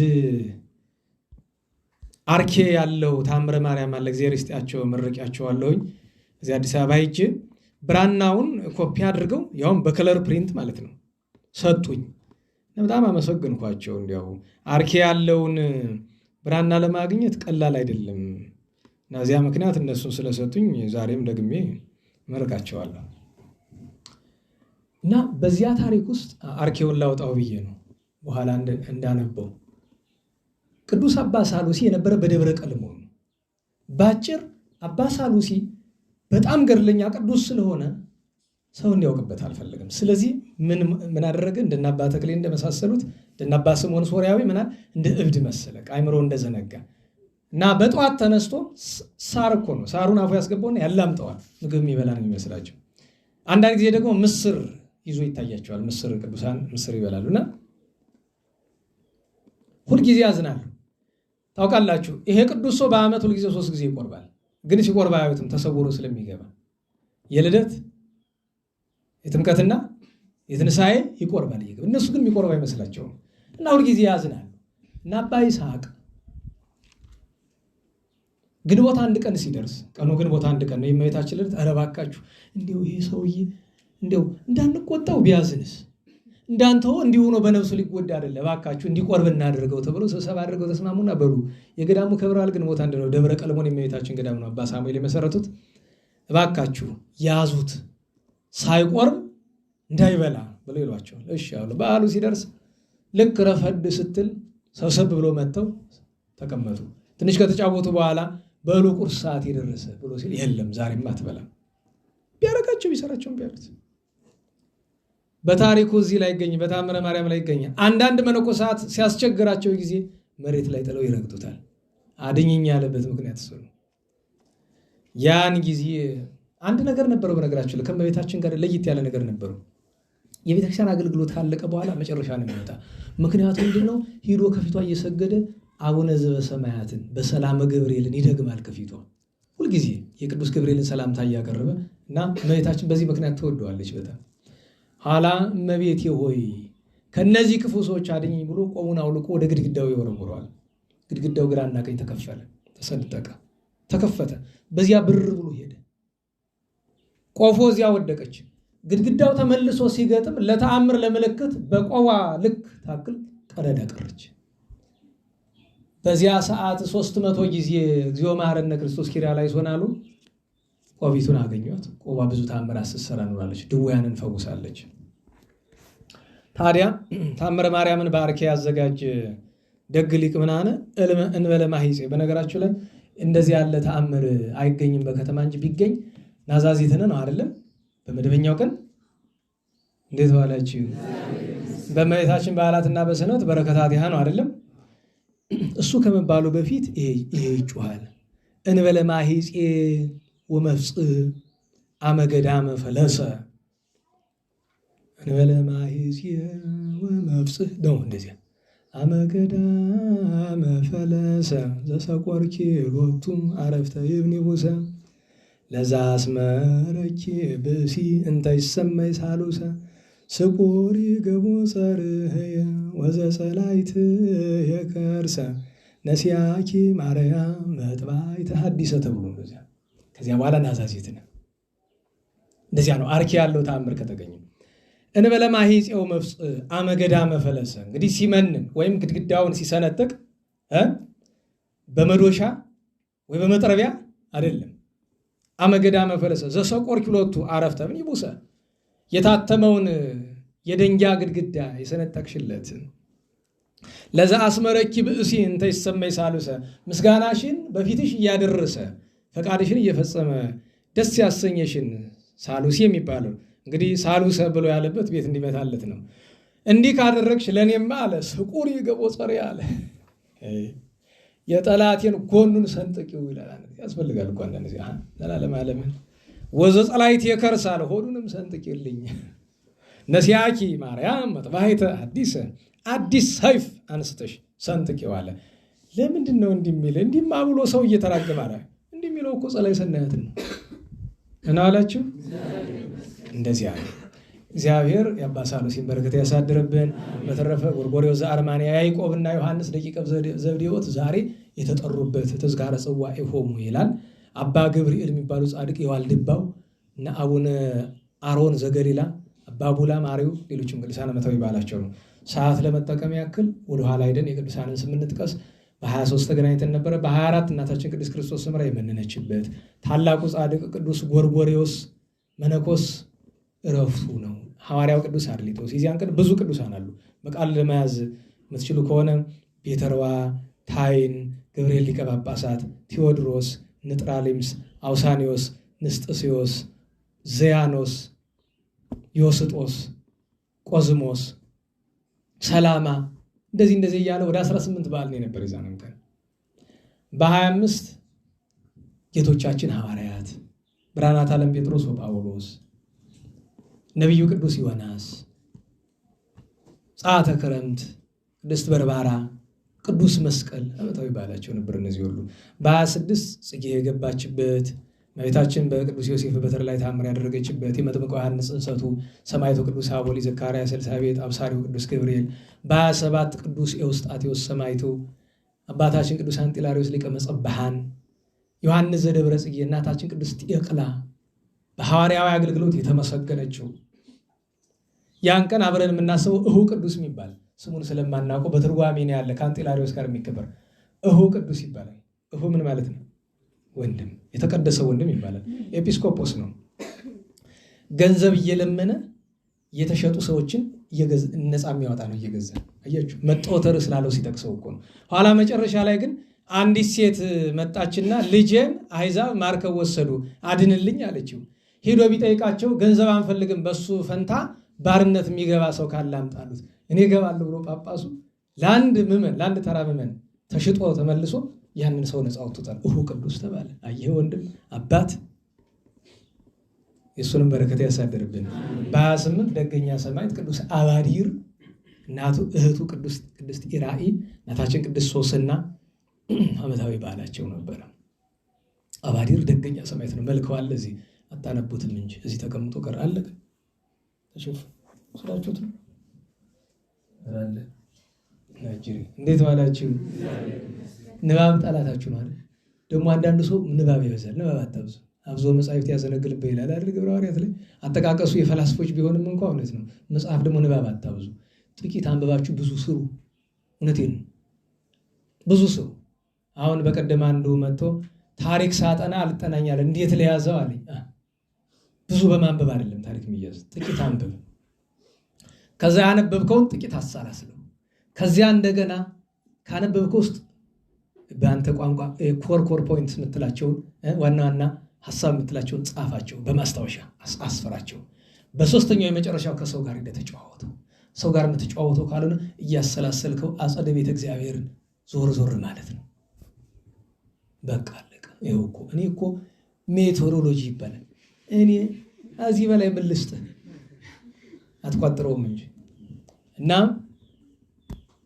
ታላቁ ቅዱስ አባዲር ደገኛ ሰማዕት ነው። ቅዱሳንን ያገለገለ ብዙ መከራ የተቀበለ። የሚገርማችሁ ነገር በጎዳና ሲሄድ መጀመሪያ ምንድን ያደረገ? አባ አበከረዙን አሳዩ። አበከረዙን የሚባል የአምሌ 25 ጻድቅ አታውቁት? ታላቁ አበከረዙን ሽፍታ የነበረው ኋላ ጻድቅ ሰማዕት የሆኑ አገናኙኛል። ሄዱ ጸልይልኝ ሰማዕትነት ልቀበል ነው ብሏል።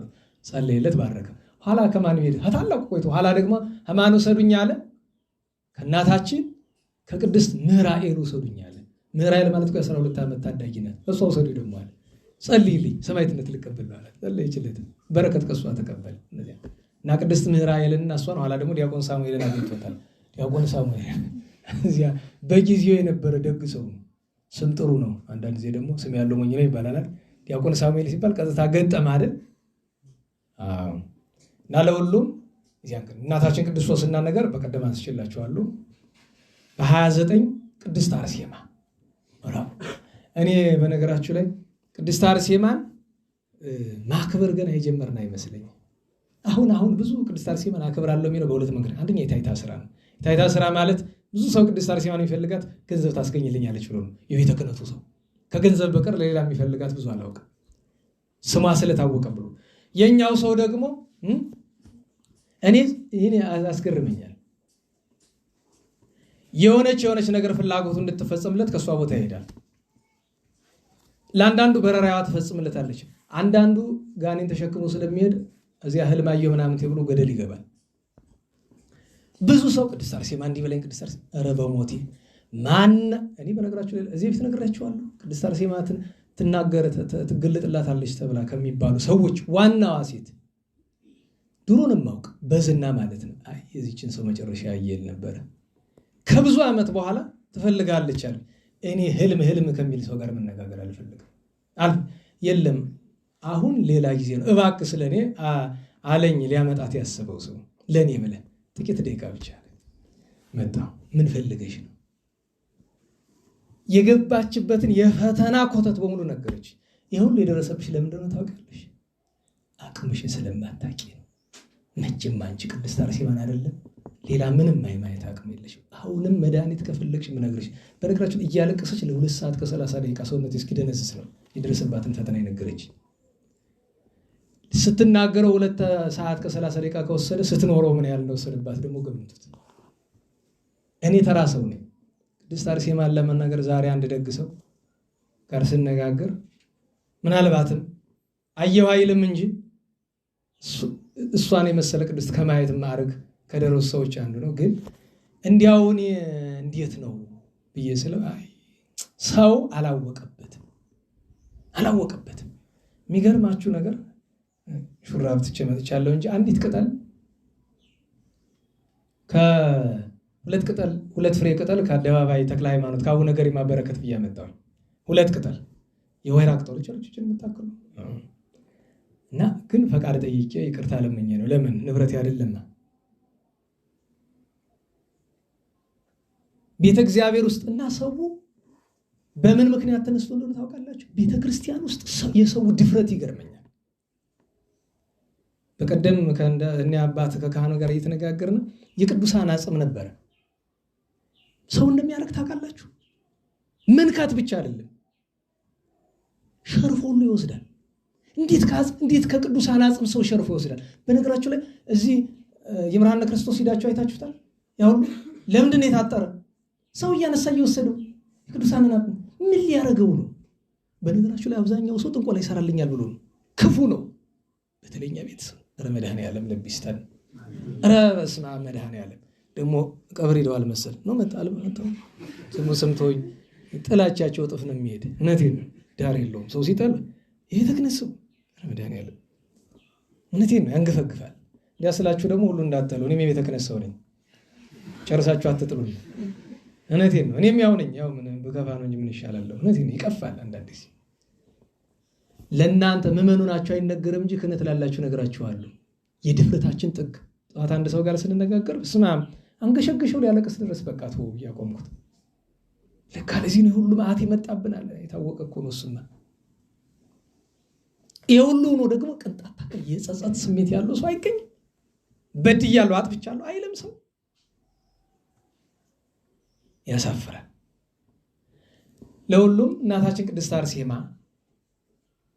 ከእናቷ ከአባቷ ከካህን አባቷ ከመልካም እናቷ ልጅ አጥተው እስከ እርጅና ድረስ ቆይተው ኋላ አጎቷ የሆነ አንድ ቅዱስ ጳጳስ ጸልዮላት።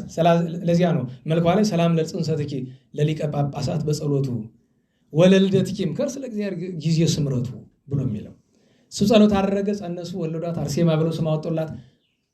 መጻሕፍትን አስተምረው አሳደጓት። ድንግልናዋን ጠብቃ መነነች። ቅድስት አጋታ መምኔት ስር ሆነች። ብዙ ደናግል ነበሩ። በእሷ ስር የነበሩ መምን ቅድስት መምኔት አጋታ የምትመራቸው ብዙ ደናግል ነበሩ። ከ39 ያላነሱ ደናግል ነበሩ። ለእነዚያ ደናግል ሁሉ ምሳሌያቸው ቅድስት አርሴማ ነበረች። ቅድስት አርሴማ በመልክ በደም ግባት የተመሰገነች ግን መልኳን የማትገልጥ መልኳን የሰው ወጥመድ የማታደርግ በመልኳን የማትመካ ሰማያዊ ሙሽርነትን የፈለገች በጾም በጸሎት በንጽህና በድንግልና ያኖረች ወእንተዝ ደናግል አፍቀራከ እንደሚለው በመኃልየ ሰሎሞን ስለዚህ ነገር ደናግል ወደዱ ብሏል። ደናግል እስራኤል፣ ደናግል ብሉይ፣ ደናግል ሐዲስ ክርስቶስ መድኃኔዓለም ተከትሎታል። ለምን ፈሃርኩክሙ ለአሐዱ ምዕት ድንግል ዘውቱ ክርስቶስ እንዳለ ቅዱስ ጳውሎስ እና ተለዋደሪ ከባለው ክርስቶስ መድኃኒታችን ተከትላ ብዙ መከራ ተቀብላለች በጽድቅ። ምክንያቱም ቅድስት አርሴማ መልከ መልካም ነበረች ስትባል አካሏ የሞላ እንዳይመስላችሁ። ያን ሁሉ መልኳን በጾም በጸሎት እርግፍ አድርጋው እንኳን በዲዮቅልጥያኖስ ግዛት፣ በሮም ግዛት፣ በአውሮፓ፣ በሰሜን አፍሪካ፣ በመካከለኛው ምስራቅ ሴት ቢፈልግ ከእሷ የሚበልጥ ጠፋ በመልክ። አጋቡኝ አለ፣ ሸሽታ ሄደች። ድርጣድስን ላክልኝ አለው። ቢያት ለማን እሰጣለችን? ለራሴ ነው አለ። ነይ ላግባሽ ብሎ መጀመሪያ አጋታን ላካት፣ አሳምኛት፣ እኔ አንቺን ወርቅ ብር እሰጥሻለሁ አላት። እሺ አለችውና ሄደች። ልጄ ሆይ እሺ እንዳትዪው፣ ሰማያዊ ሙሽርነትሽ እንዳታጠፊ ብላ መከረቻት። ከዛ ነይ እንግባ ወደ መርዓ ወደ ሙሽራ አላት። እምቢ አለችው። ወንድ እንጂ ነኝ አሳይሻለሁ ብሎ ጨበጥ ቢያረጋት ዘወር አድርጋ እሱን ጨብጣ መሬት ላይ ምን ትለኛለህ? አፈረ። ከፊቷ ላይ 39 ደናግል እያከታተለ አረደ። እሷን ለማበሳጨት ወይም ግን የመከረች ሁሉንም ለአክሊል አበቃቻቸው። ኋላ በመጨረሻ እሷንም ገደላት፣ አረዳት። ስጋቸውን ከቂመኛነቱ የተነሳ እንዳይቀበር ብሎ እኮ ለ15 ዓመት እኮ ሜዳ ላይ ጥሎት ኖሯል። ግን መላእክት ክንፋቸውን ዘርግተው ይጠብቁት ነበረ። ቅዱስ ጎርጎርዮስ ዘአርማንያ እስከሚመጣ ድረስ እና ይህንን ግፍ የተቀበለች ስሟ የከበረ ቃል ኪዳኗ የከበረ እመቤታችን ጌታችንን ያከበረች ቅድስት አርሴማ በረከቷ አይደርብን። ኢትዮጵያዊቷ ቅድስት ከብቃቷ የተነሳ ስትጸልይ ከሲኦል የነበሩ ነፍሳትን እስከ ማውጣት የደረሰች እናታችን ቅድስት ክርስቶስ ክብራ የአባ በጸሎተ ሚካኤል እህት ዕረፍቷ ነው። በቅዳሴ ጊዜ ከውጭ ቆማ ስታስቀድስ 3 ግድግዳ እንደተጋረደ በቤተ መቅደስ ከሰማይ መድኃኒታችን ወርዶ በካህኑ እጅ ሲፈተት ታይ የነበረች እናት ናት። ኢትዮጵያዊት እናት ናት። ቅድስት አጋታ እናሰብ ወልደ ነጎድጓድ ወንጌሉን የጻፈበት መታሰቢያ ነው። ይዛን ቀን የጌታችንም የተዝካረ ልደቱ መታሰቢያ ነው። ዛሬ በ30 የነበረውን ነገራችሁ የለ እንዴት ዋላችሁ? ነገ 1 ነው ጥቅምት 1። ዛሬ መስከረም 30 አይደል? መስከረም 30ን በቸር አስፈጽመ ይኸው 30 ቀን አይደል? አይመሰገን መድኃኔዓለም? አዎ ማመስገን ይገባል። ማመስገን እንማር። ምህረት መለመንና ማመስገን የክርስቲያን ወጉ እኮ እሱ ነው። ነገ እናታችን ቅድስት ማርያምን ተፍረት እህት አልዓዛር፣ ሕርጣን ሶስናና ደገኛይቱ ሮማዊት ሰማዕት ቅድስት አነስታስያ በሁለት ስም አጠራሩ የከበረ ደግነቱ ያማረ ያን ቀን ጥሩ ነው። አጋጣሚ ለምን ቅዳሴ ማርያም አባ ሕርያቆስን ቢቀድስ ይዚያን ቀን ጥሩ ነው። አዎ አባ ሕርያቆስ ልደቱም ዕረፍቱ ይዚያን ቀን፣ ታላቁ ሳዊሮስ፣ ቅድስት ቴክላ፣ እንደዚሁም አባታችን አቡነ ማትያስ ኢትዮጵያዊ የፈተጋሩ አቡነ ማትያስ ዓመታዊ በዓላቸው ነው። በ3 ሊቁ ቅዱሱ አባ ጊዮርጊስ ዘጋስጫ ጽንሰቱ ነው። ቅድስት ኦርኒ፣ ቅድስት መብክዩ ደናግል ቅዱሳት ኢትዮጵያውያት ሰማዕታት ናቸው። በ14ኛው ክፍለ ዘመን የተሰዉ ሰማዕታት ኢትዮጵያውያት ናቸው። አባ ስምዖን፣ እናታችን ቅድስት ኦድራ፣ 2 አርቃዲዮስ አለች ይዘንጋል። በ4 አቡነ በርተሎሜዎስ የደብረ ዘመዳው፣ ሐዋርያው ቅዱስ አናንያ ገብረ ክርስቶስ የሚባል ቅዱስ ዓመታዊ በዓላቸው ነው። አብርሃ ወአጽብሃ ትልቁ በዓል ይዘንጋል። እንደዚሁም ሰማዕቱ ቅዱስ ባኮስ ባባ ማማ ልጅ እያለን ባባ ማማ ብለን የምናነበው የነበረ ቋንቋ ካለማወቅ ባባ ማማ የሚባሉ ባሕታውያን ቅዱሳን። በ5 ታላቁ ጻድቅ አባታችን ገብረ መንፈስ ቅዱስ፣ ሰማዕቱ ቅዱስ ኪራኮስ የመስቀል ወዳጅ ቅድስት እሌኒ ወዳጅ ቅዱስ ኪራኮስ፣ አባ ጳውሎስ የቅዱስ አትናቴዎስ ሐዋርያዊ ጓደኛ ከቅዱስ አትናቴዎስ ቀድሞ አንገቱን አንቀው አርዮሳን የገደሉት። ያን ቀን ሐዋርያው ቅዱስ ያዕቆብ ለልፊዮስ አለ። ከኢትዮጵያ ነገስታት በነገራችን አደባባይ ተክለ ሃይማኖትና ደብረ ብርሃን ብትሄዱ ይዛን ቀን ማሕሌት አለ። በ5 ለማን? ለአዲያም ሰገድ አፄ ኢያሱ ለጻድቁ ለሰማዕቱ ንጉስ። በ5 አዲያም ሰገድ አፄ ኢያሱ ያረፉ ስንት ዓመት ሆነ መሰለ? አረ 320 ዓመት ድፍን 320 ዓመት ሞላ። 98 1698 ነው ያረፉት። በጦር ተወቅቶ በጥይት ተደብድበው ከዛ በላይ አስከሬናቸው በሳት ተቃጥሏል። አታስታውሳላችሁ? እነ በዓል ፈሰስ የዛን ጊዜ የርነ ጊዜ እዚያ ምጽራህ ደሴት የነበራችሁ እጅ ወደ ላይ አንድ አንተ አልነበርክም እንዴ? አንድ ብቻ ሌላ የለም። ምጽራህ ደሴት አብሮ ሄደ። ጽርሐ ጽዮን አይ አገሩ ሰላም ቢሆን ነው ወስዳችሁ ነበረ። ምጽራህ ደሴት 7 ነገስታት ስጋ ያለበት ከሁሉ ያዘንኩኝ የአዲያም ሰገድ ኢያሱ ክቡር ስጋ እንዲያውም ጎንደር ባመጣ ነው እያልኩ ነበር። እንደመጡ ለነገሩ ስለዚህ ያመት ለማን ሰጠው? ለዚህስ ቢሆን ማን በክብር ይዘዋል? ቅርስ ማጥፋት ነው አለመደኛ ስራችን። እዛው ይቀመጥ ነገሩ ማሰብም አይገባም። በ6 እናታችን ቅድስት ሐና ነቢይት የሳሙኤል እናት፣ ሐዋርያው ቅዱስ ዲዮናስዮስ የአቴናው በግብረ ሐዋርያት 17ኛ ምዕራፍ ላይ ያለው ታላቁ ጻድቅ አባ ጰንጠሌዎን፣ ታላቁ ጻድቅ አባታችን በጸሎተ ሚካኤል፣ ረዋ ቅንጦኔዎስ የሚባሉ ክቡራን ሰማዕታት፣ ደገኛ ነቢይ ቅዱስ ዕንባቆም፣ እነዚህ ሁሉ ዓመታዊ ባሏቸው በሰባት የዛሬ ሳምንት ታላቁ አባ ባውላ ውስተ ገድል ጽሉ ዘአልቦ መምአ ወደቀ ስባ ወተንሣእከ ሰባ አስቡ። አርኪያቱን አላልኳችሁ? 7 ጊዜ ሞቶ የተነሳው ቅዱስ አባ ባውላ ዓመታዊ በዓሉ ነው። እግዚአብሔር የሁላችሁንም በረከት ያሳድርብን። የእመቤታችን የስደቷን በረከት ያሳድርብን። የቅዱሳንን በረከት ያሳድርብን። ወርሃ ጥቅምትን የበረከት የሳይል የምሕረት ያደርግልን። ስለዚህ የለም ምን ወንጌል ስለዚህ ምስባኩን ናሁ ሰናይ በሉ እስቲ። ወናሁ አዳም ሶበ ይሄልዎ አሃው ህቡረ ከመ እፍረት ዘይውህዝ እምርእሱ እስከ ጽሕሙ አይደል? እንደዚያ ነው አይደል? ዛሬ የቀደሰ ሰው ካለ እንደዚያ ነው። አሁን የኛ የቤት ዜማ እኔ የማውቀውና የእናንተ ይለያያል። ዜማ አንሳ ናሁ ሰናይ የሚለውን እስቲ ማንሻውን አንሳ። ናሁ ሰናይ ወናሁ አዳም። ለነገሩ ወይ መንትኑ ልስት የኛው እስቲ እየው አንተ የኔ ጉሮሮ እንዳይስብ ብዬ ነው። አሁን 2 አለ። ናሁ ሰናይ ወናሁ አዳም 1 ናሁ ሰናይ ወናሁ አዳም እንደዚህ። የመጀመሪያው ነው የወንበሩ። የትኛው ይሻላችሁ? የቤቱ ነው ያኛው? አይ እንደ እውነቱ ምስባክ አሁን እንደዚህ ከሚቀር ለበረከቱ እናድርገው ነው እንጂ እንደዚህ አይደለም። ስርዓቱ ነው አይደለም። ማድረጉ ጥፋት አይሆንም። ግን ምስባክ ተሰበከ ወንጌል ተነበበ ተብሎ ስርዓቱ ተፈጸመ ለማለት አይደለም። ግን የዕለቱ ምስባክ ልተረጉምላችሁ ብዬ ነው። ናሁ ሰናይ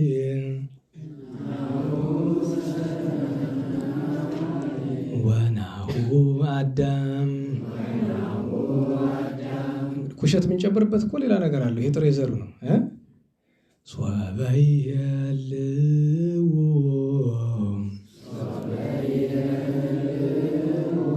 አሃው ህቡረ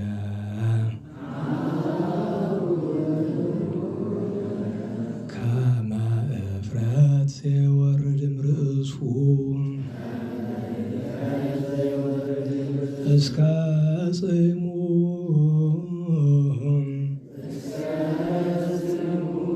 እንግዲህ የዜማ ሰዎች ደግሞ እዚያ በላይ ሊያደርጉት ይችላሉ። አንድ ጊዜ አብረን እንድገሙ። ናሁ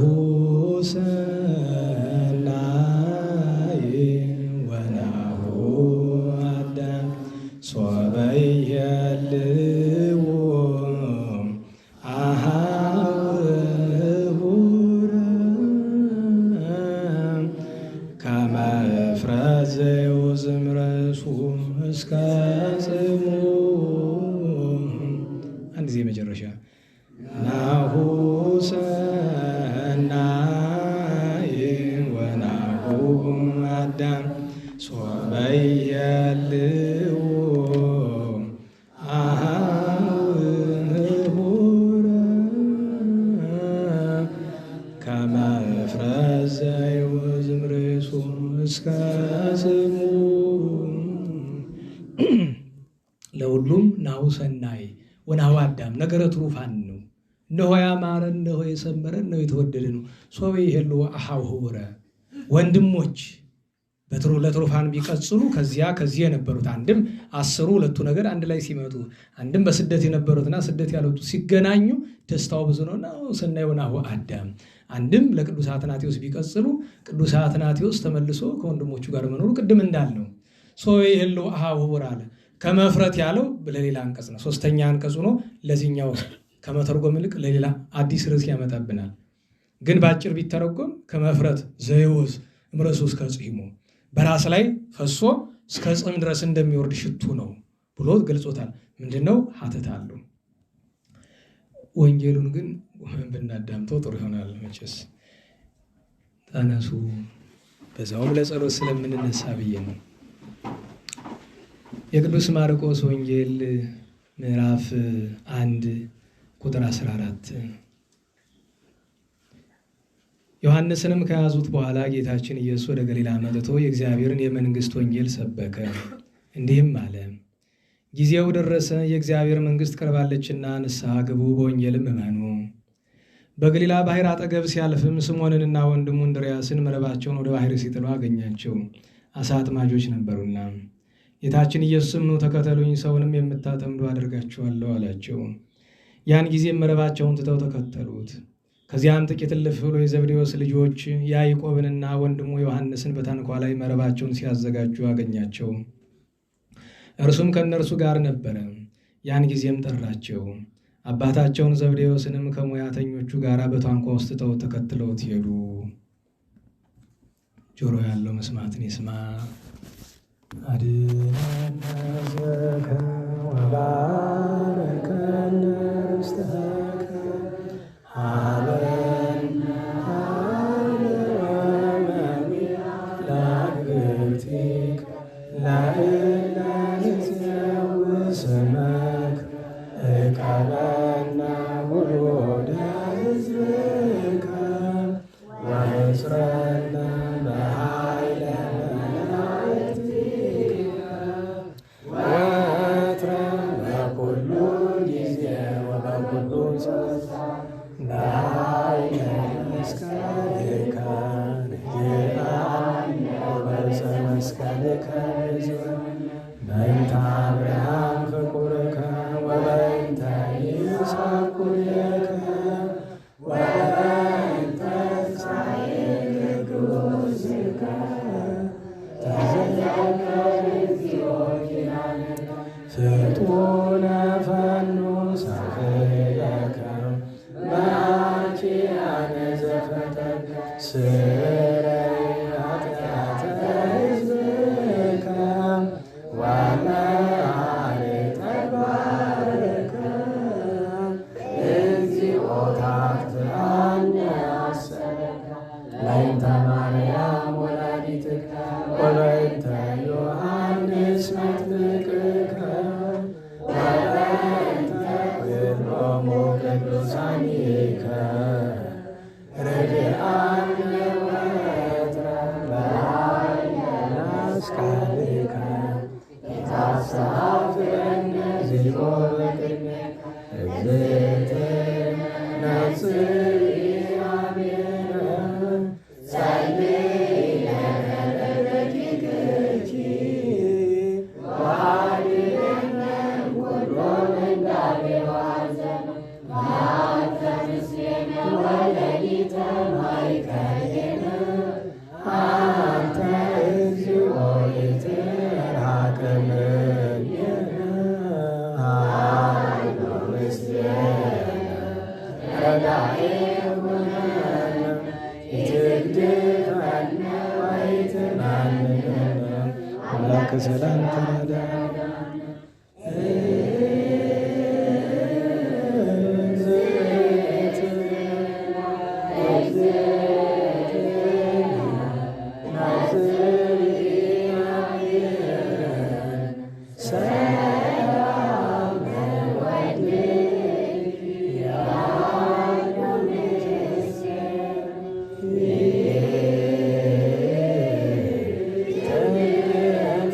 Thank you.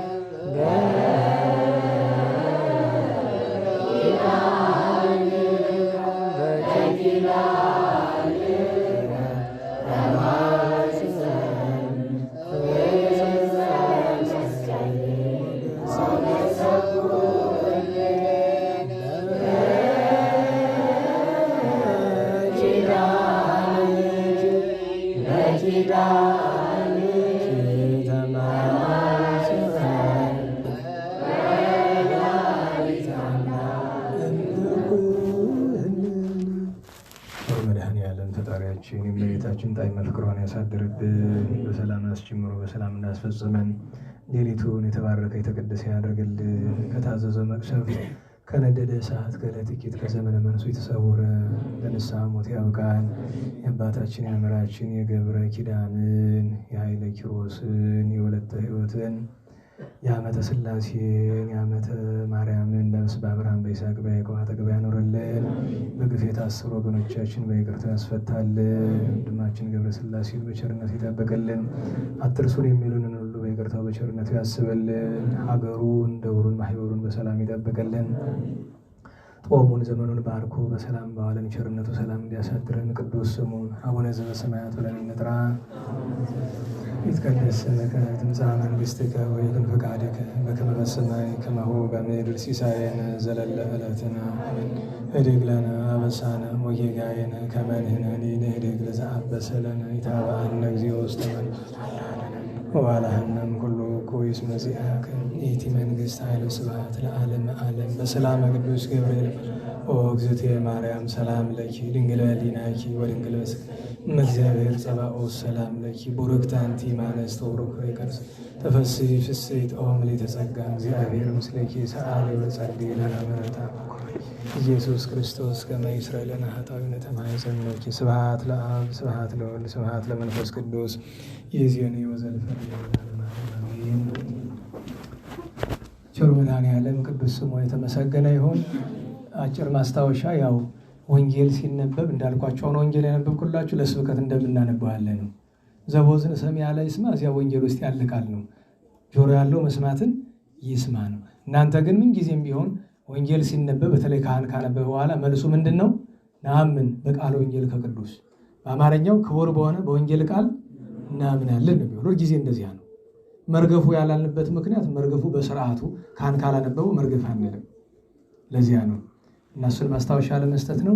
እንግዲህ አሁን ምናልባት ቀብሩ መጥቶ ተቀብሮ ይሆን አላውቅም። እንግዲህ የወንድማችንን ክርስትና ስሙን አላወቁም። መድኃኔዓለም ነፍሱን በዕረፍተ ገነት ያኑር፣ ቤተሰቦችንም በቸርነቱ ያጽናና።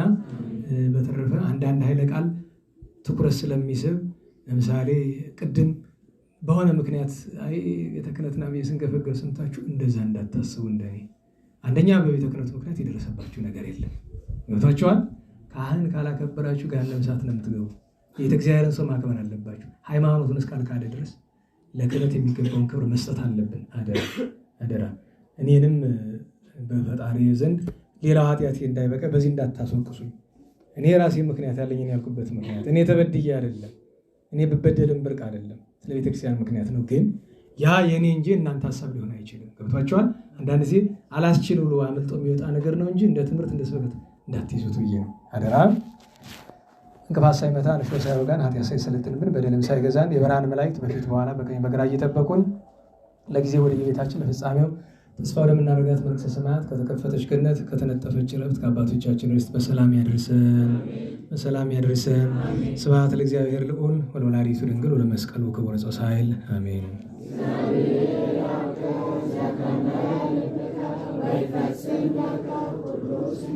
አሜን። ሰላም ያሳድረን።